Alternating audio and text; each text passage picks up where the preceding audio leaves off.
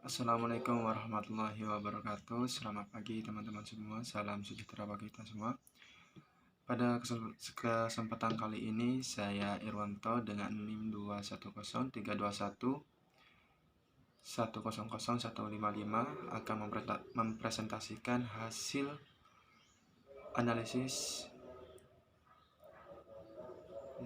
perencanaan usaha tani komoditas kacang tanah di Kecamatan Ketapang, Kabupaten Sampang. Jadi pokok pembahasan kita kali ini yang akan saya sampaikan terdapat 6 yang akan saya sampaikan. Yang pertama itu analisis biaya, analisis kelayakan, pembiayaan usaha tani, identifikasi risiko usaha taninya, kegiatan kemitraan yang dilakukan oleh petaninya, serta persiapan usaha taninya. Baik, untuk mempersingkat waktu kita langsung saja ke pokok pembahasan kita. Yang pertama yaitu tentang analisis biaya. Berdasarkan analisis yang saya lakukan, dapat diketahui bahwa petani kacang tanah dalam sekali produksi mengeluarkan biaya sebesar 1.506.000 dengan jumlah produksi yang dihasilkan yaitu 335 kg. Sedangkan harga jual per kilonya kacang tanah itu yaitu sebesar 15.000.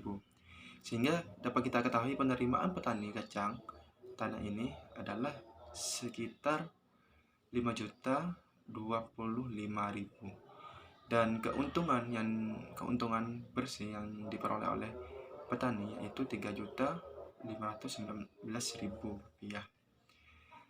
Nah, untuk selanjutnya ada analisis kelayakan ya. Dimana di sini ada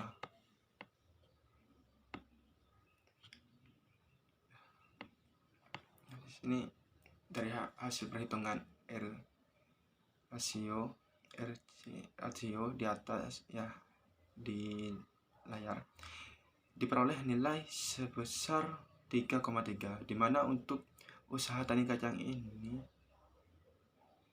layak untuk dilakukan karena nilai tidak kurang dari 0. Selanjutnya ada BEP penerimaan. Dari hasil BEP penerimaan di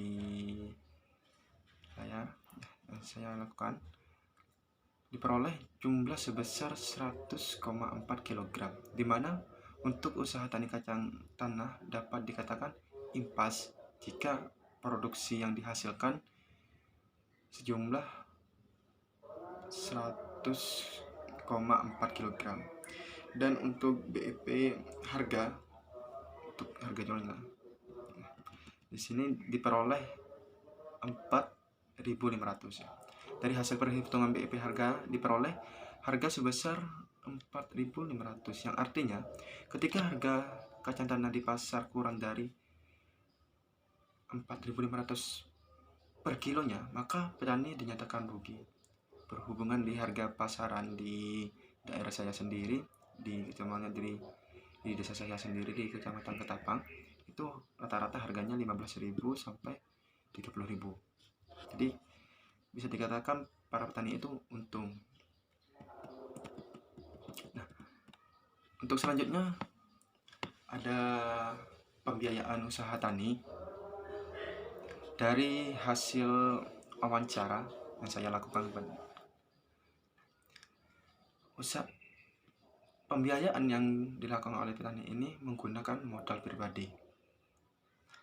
Maksud modal pribadi di sini yaitu dia menggunakan murni dari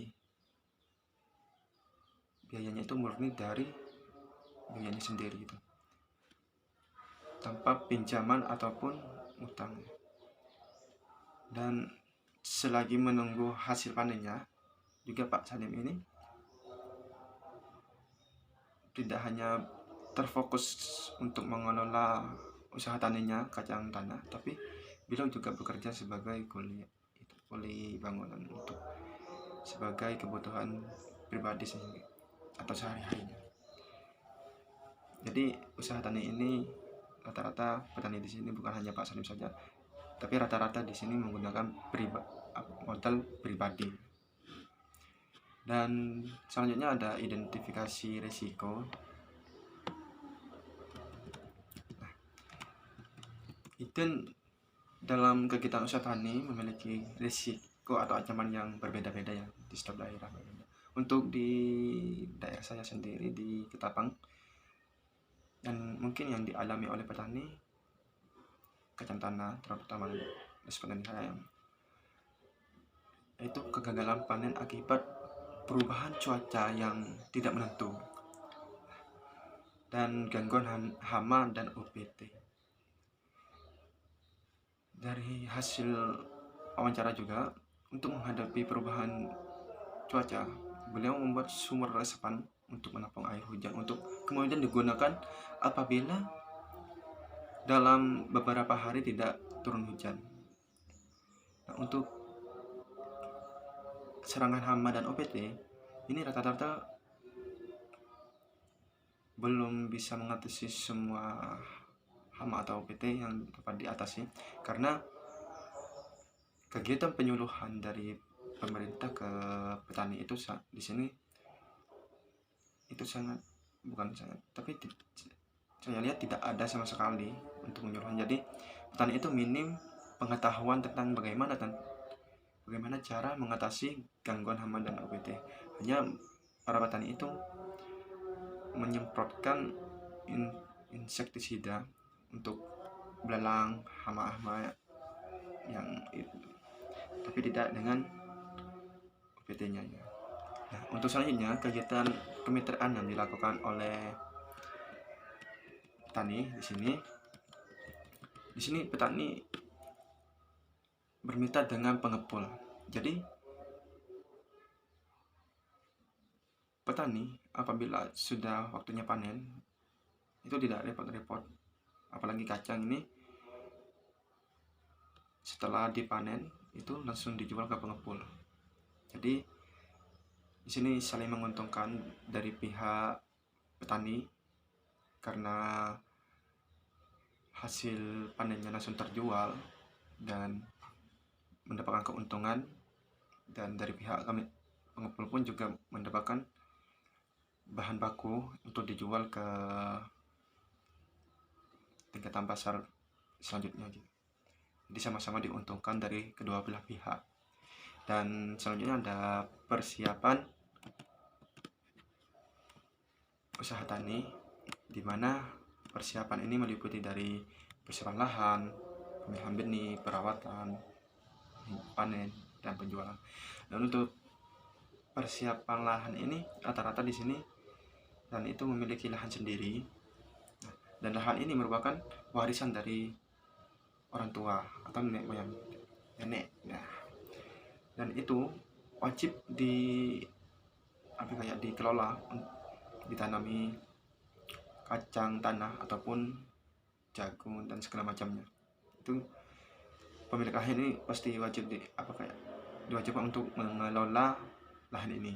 Dan untuk pemilihan benih, untuk petani di sini itu tidak memperhatikan jenis atau kualitas dari benih, dan rata-rata benih yang ditanam itu diperoleh dari pasar atau membeli dari pasar itu. Dan untuk perawatannya hanya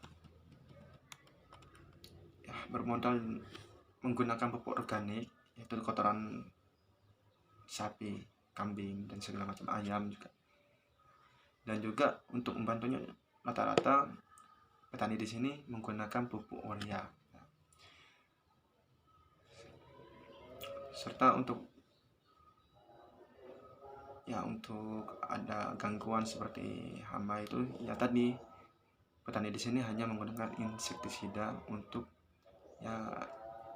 setidaknya mengurangi belalang atau hama yang ada di lahan atau apa ya, ada di perkebunannya, di kebun atau lahan yang sedang dikelola ya. Dan untuk panen dan hingga kejualannya itu dipanen, ditaruh di gerobak, dipisahkan antara biji-bijiannya, kacangnya dengan tumbuhannya gitu, dipisah lalu dibersihkan, lalu dijual ke pengepul sesuai dengan kesepakatan tadi di kemitraan. Dia langsung setelah dipisahkan langsung dijual ke mitra. Baik, mungkin cukup sekian, dan mungkin ada saran juga untuk usaha tani di sini. Mungkin petani perlu mengakses informasi dan pelatihan terkait pengendalian hama dan OPT dan tanaman. Nah, yang dapat dilakukan melalui penyuluhan yang diselenggarakan oleh pemerintah, lembaga pertanian, dan ataupun organisasi petani. Pengetahuan yang lebih baik tentang praktik pengendalian hama dan OPT akan membantu mengurangi risiko yang terkait dengan serangan tersebut. Selain itu, juga ada saran juga untuk penjualan kacang tanah mentah. Jangan hanya menjual langsung mentahannya, tapi menjadikan pertimbangan untuk mengolah kacang tanah menjadi produk olahan kacang tanah. Nah, itu akan nilai jualnya akan lebih besar. Mungkin cukup sekian yang dapat saya sampaikan, kurang lebihnya mohon maaf. Wassalamualaikum warahmatullahi wabarakatuh.